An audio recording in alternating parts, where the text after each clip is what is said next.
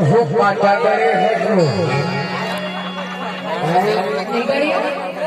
कई काजल में कांटा करने रहने वो कई जो रायपुर बिलासपुर के रह गया वही और कोई हमारे हाथ में जो है माय है वो कांटा कर रहे जाना समय को बतावा तो सुनो लेना बता और बड़े हो गए नहीं बताओ नहीं गड़े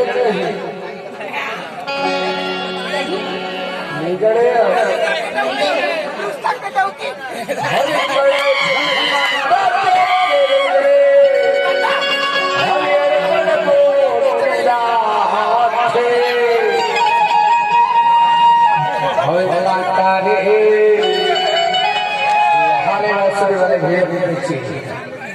हरे भीतर मजा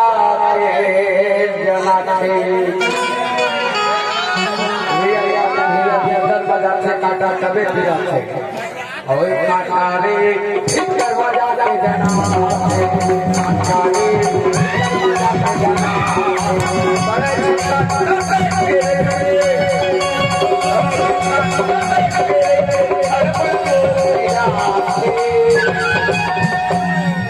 देखना पूरा से तो पंत ले वो